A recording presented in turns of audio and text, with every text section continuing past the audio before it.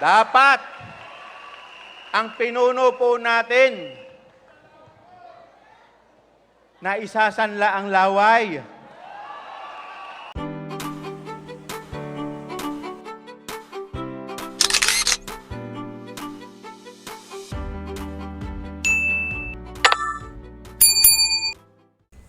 Welcome back sa aking YouTube channel. Para sa mga first time na panonood, please click mo na yung Jeremy's TV Manila. Anyway guys, wala naman ba ito, libre lang? Tulong mo na lang din sa kapwa mo. Alright? Thank you very much po. So, ang topic natin ngayon for today's video, Team Lacuna nagsanib puwersa para banatan itong si Yorme. Diba? Pero bago yan guys, kumusta po sa mga Squanians na taga Maynila? Patuloy na sumusuporta sa ating channel, lalo na sa mga kababayan nating OFW na kahit hindi sila bumuboto dito ay patuloy na sumusuporta sa ating channel at kay Boss Y. Yorme Isko Moreno. So yun na nga guys, talagang nagdeklara na nga itong si Yul at Hani Lacuna sa kanilang Asenso Manileño. So dito guys, nagsalita yung mga congressman na kanilang kakampi at tatlo dito ang nagsalita na banatan itong si Boss Y. Di ba? Yung una itong si District 1 na Manny Lopez. Ito yung kalaban ni Ernix Junicio. Yung pangalawang nagsalita itong si District 2 na si Ronald Valeriano. At ang number 3, itong si Joel Chua na controversial, nakalaban ni Nieto. At itong si District 6, itong si Benny Abante, di ba? Nakalaban ni Joey Uy. Yan guys, yan ang mga bumanat. So, pakinggan muna natin guys yung kanilang banat. Pagkatapos itutuloy natin ang ating reaksyon, di ba guys? So, narito, panoorin muna natin itong si Manny Lopez. Walang dilitiba kung hindi ang ating kasalukuyang alkalde. Ngayon po, tigil na pagpapogi. Hindi natin kailangan ng mga nagpapapogi dito dahil ang pagpapapogi, wala pong dadalhin sa atin yan kung hindi mababanggarote ang bayan ng Maynila. Kailangan ninyo ng isang tunay na ina na tulad ni Hani Lacuna. Walang dilitiba kung hindi ang ating kasalukuyang alkalde. Ngayon po, tigil na pagpapogi. Hindi natin kailangan ng mga nagpapapogi dito dahil ang pagpapapogi, wala pong dadalhin sa atin yan kung hindi mababanggarote ang bayan ng Maynila. Kailangan ninyo ng isang tunay na ina na tulad ni Hani Lacuna. So yun guys, di ba? Una pa lang, talagang binanatan na si Yorme, di ba? Hindi na kailangan yung pogi. Katulad natin, katulad natin. Kasi hindi siya pogi guys, hindi kasi siya pogi kaya hindi raw kailangan ng pogi. At ang banat niya guys, ang banat niya, hindi raw kailangan magpapogi dahil bangkarote o iba bankrupt lang niya ang Maynila, di ba? So ang ibig sabihin nito, ang patama kay Yorme, yung sinasabi nilang utang, nakasama naman sila noon nung naipasa sa konseho, di ba? So yun ang sinasabi niya guys, yung utang. Ngayon ang tanong, di ba?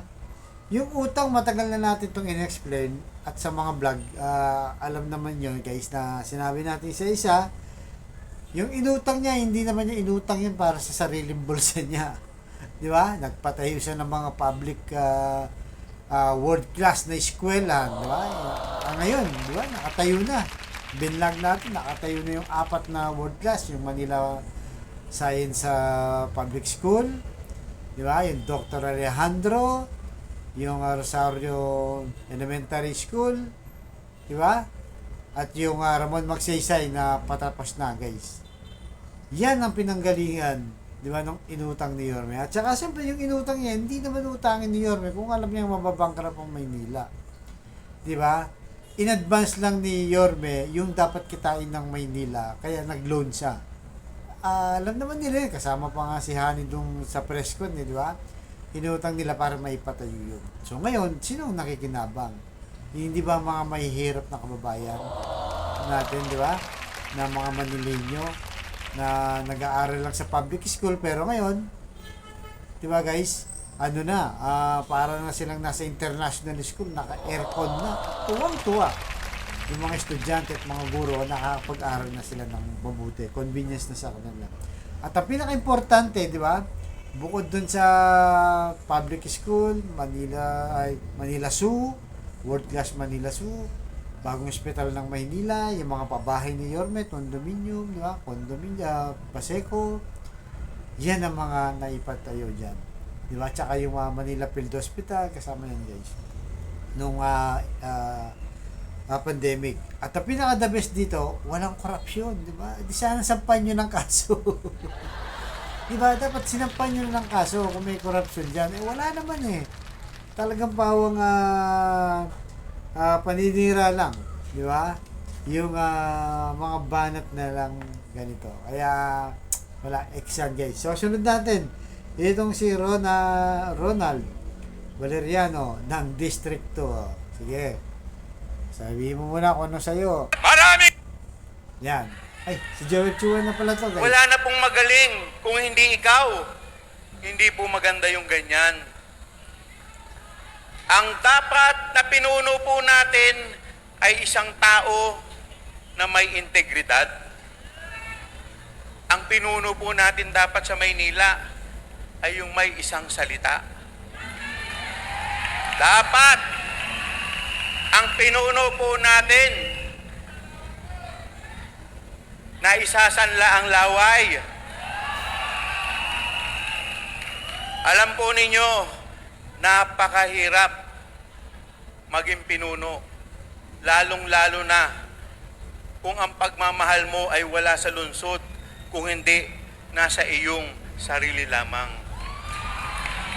Dapat ang pinuno ay ang totoong nagmamahal sa ating lungsod, yung hindi tayo iiwan dahil may pangarap. Dapat ang mas manaig yung pagmamahal sa lungsod at hindi gagamitin ng lungsod para sumikat. Kaya ako po, si Joel Chua, nakikiusap po.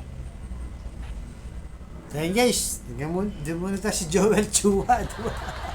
Si Joel Chua na unang bumanat kay Yorme, di ba? Siya talagang binabanggit niya guys yung nasasanla daw ang laway. Di ba binanggit na natin din yan? Sinagot na rin natin yan. Nasasanla ang laway ni Yorme sa mga kapakipakinabang. Kaya nga yung mga ginawa niyang project, di ba? Laway lang yun, di ba? O, nagkatotoo. Ngayon, nakikinabang na yung taong bayan at sinasabi niya, ginagamit daw ang Maynila para sa sarili, di ba? Sa kanyang sarili kapakanan. Ang tinutukoy niya dyan, nung tumakbo, di ba? Sa pagka-presidente itong si Yorme. Di ba? Nung tumakbo siya, ginamit daw yung Maynila para ipagyabang lang sa buong Pilipinas. Pero totoo niyan guys, tama naman siya. Pwedeng ipagyabang yan sa buong Pilipinas dahil lang nagawa niya sa Maynila ay hindi pa nagagawa ng lahat ng mayor. Sa Latin na natin guys. Di ba? Wala pang ganyan nagpatayong mayor sa ginawa ni Yorme. Bukod sa kalinisan, di ba? Yung peace and order, mga tulong, napakadami. Napakadami. Kaya talagang pwede niyang gamitin yan. At saka kaya lang naman siya, di ba, tumakbong bilang presidente. Unang-una, para yung nagawa niya dito sa Maynila ay gusto niyang magawa sa buong Pilipinas. Di ba? Pangarap niya yan eh. Kasi nga galing din siya sa hirap. At ngayon, parang kasalanan pa ni Yorme, di ba? Na nagpagawa at napaayos ng Maynila tapos ipagyayabang mo. May pagyayabang naman, di ba? Ha? Hindi pwede yan na hindi mo gagamitin ng Maynila. Pero ang paggamit niya sa Maynila ay para sa tama. Para ipakita, yung nagawa ko sa Maynila, kaya kong gawin yan sa buong Pilipinas. Tama naman yun. Kasi may mga blueprint na siya guys, di ba? Kagayahin na lang. Babudget na lang. At siyempre, pag nasa Maynila lang siya, limit lang ang kanyang budget, di ba? Kasi talagang malaking pera yan, guys, di ba? Yung apat na world class na public school na pinagawa niyan, namuhunan sa dyan, guys. Yung nilaw niya, 7 billion, di ba? Yan ang perang kaban ng bayan. Pero, kaya malaki, pero kung kumpara mo sa national, trillion ang budget. Yan ang gusto sanang mangyari ni Yorme, di ba? Kasi hindi nga lang siya nanalo, pero in the near future, guys, huwag kayo mawala ng pag-asa. Ito, tatakbo na naman, ipapakita na naman ni Yorme ang kanyang kagalingan. Kaya itong si Joel Chua, maninira lang din ang kanyang sinasabi at mali ang kanyang pananaw. Di ba? Kasi gusto nila, wag nang tumakbo. Ayun nga, kasi nga sumama sila kay Mayor Hani Lacuna para nga, di ba? Para nga sila ay mapagbigyan. At siyempre, yung mga benefits nila, yung mga advantage nila, sila lang naman ang nakikinabang. At bukod doon, di ba? Yung pinagyayabang ni Yorme, wala naman kayong nagawa. Iniwan kung anong iniwan ni Yorme, wala naman kayong tinuloy na o dinagdag pa. Basta hanggang dyan lang kayo, di ba? Kaya kailangan bumalik ni Yorme para madagdagan dyan. Dahil kung hindi si Yorme, wala nang mga initiative o political will itong si Mayor Hani Lacuna. Hindi nga yan nalalabas eh. Ngayon lang nalalabas, guys. Diba? So ito, guys, susunod, itong si Benny Abante ng District 6 na kung saan ang makakalaban nito ay si Joey Oy. At ang mga DDS, ang tawag dito LB kasi mayroon na Louis Vuitton na belt at saka mga marangya. May Rolex din yata, guys. So ito, guys, panoorin natin itong si Benny Abante. Alam niyo ba yung yung anay saka ang bubuyog? Anong gusto nyo? Anay o bubuyog? Ulitin ko Ano gusto nyo? Anay o bubuyog? Okay. Alam nyo kung bakit? Yung anay, walang ginawa kundi manira. Ano? Patama na naman, Ulitin ko guys. Yung anay, walang ginawa kundi manira. Ang anay, sisirain ang tahanan ng Maynila. Ang bubuyog po ay sumisip-sip ng bulaklak. At pagkatapos niyang sipsipin ang bulaklak, ay nilalagay niya sa bukyutan, nagiging honey! Honey Yun. ng Maynila! Yun ang gusto niya ng pantigyan. Pero, Ibida si Hani. huwag niyong susubukan ang bubuyog. Sapagkat kapag ang So yun, guys, di ba? Sabi niya, anong gusto niyo? Anay o bubuyog?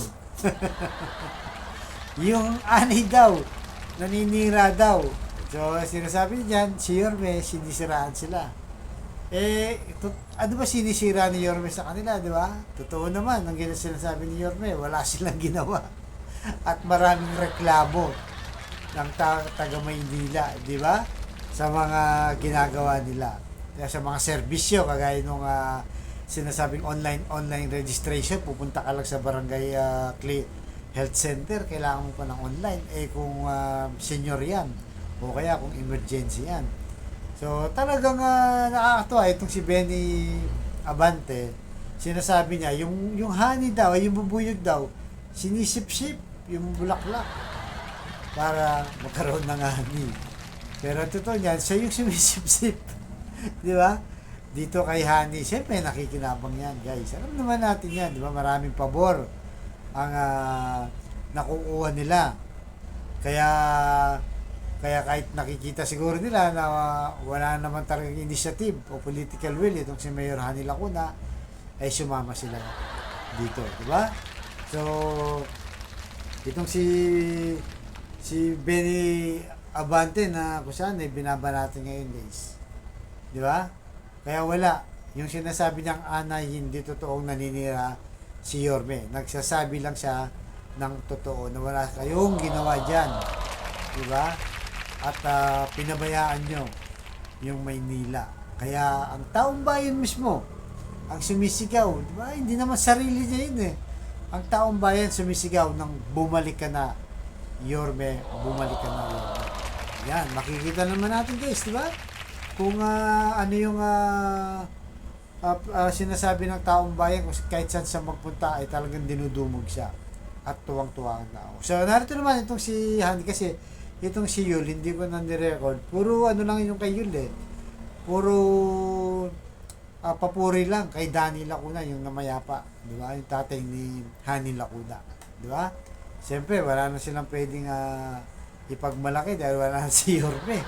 Kaya, yun, pati yung patay, dinamay pa, guys. Di ba? So, ito na. Si Hani Lacuna, tingnan natin, guys. Actually, mahaba yan. Kinat ko lang yung ito lang. Kasi pag pinanood mo, parang wala naman, guys. Niyang paninindigan. Yan, si tatay niya sinasabi. Hindi niya. marangya, ngunit may dignidad. Hindi natanyag, ngunit may prinsipyo.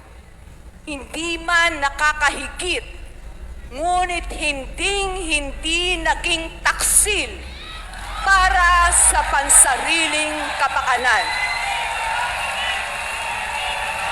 Ito mga palak ko, parang hindi bata kumain ng mga yun. Ito ang tunay na kahulugan Hina. ng katagang ikaw ang una kay Danny Lacuna. Hindi sariling interes o ambisyon, kundi ikaw, kayo, Oh, galit na, guys. pamilya at bayan, Oh, ano? kayo Hmm. ang una kay Danny Lacuna.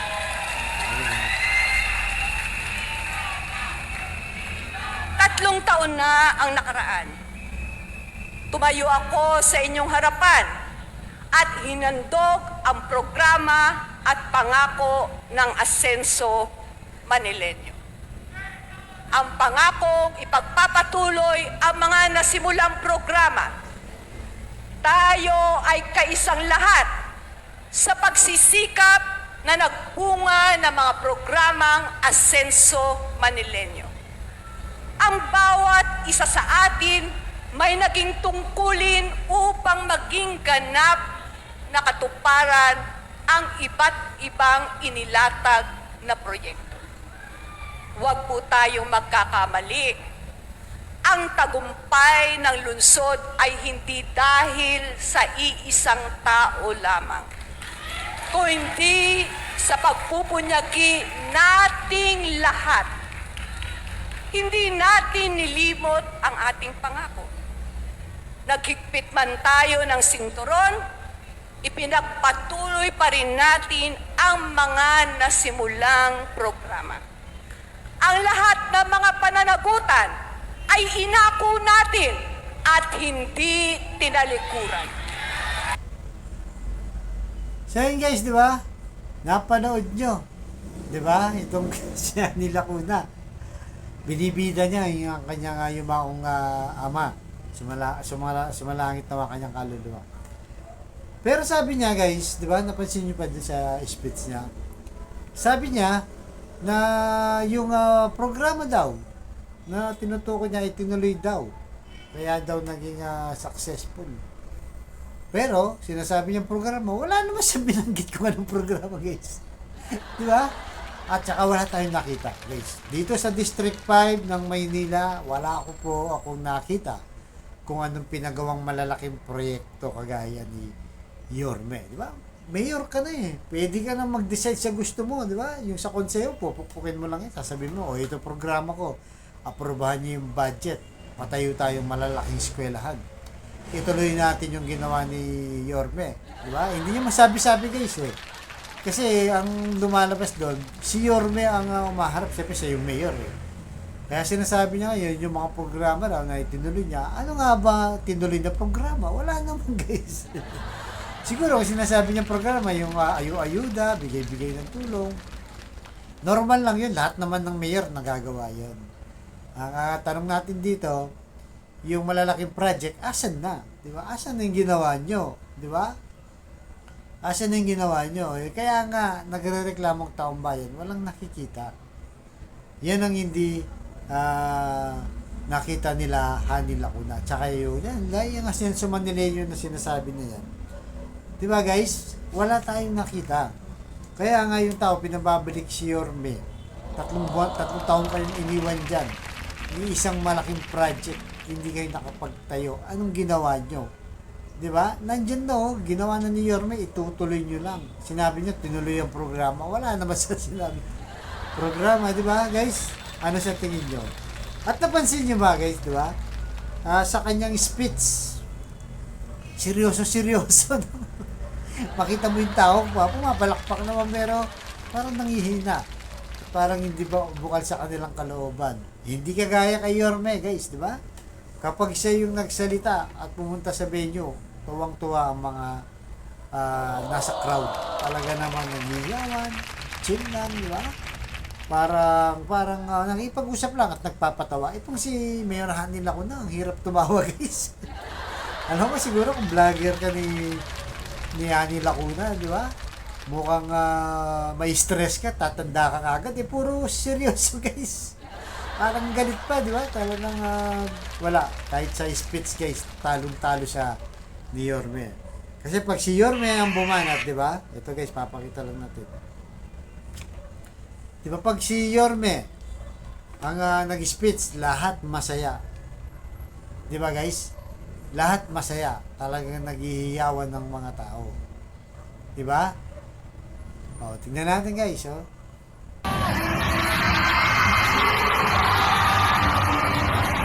Inside.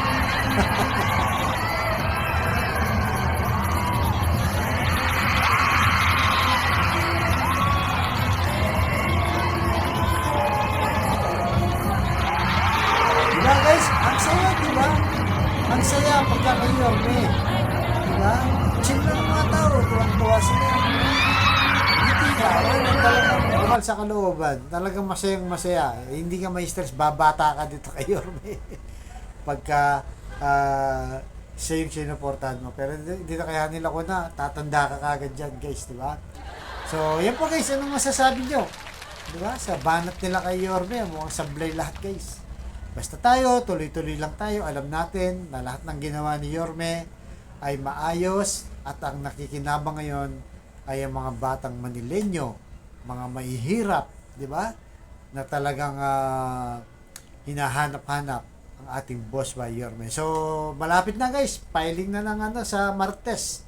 Certificate of Candidacy.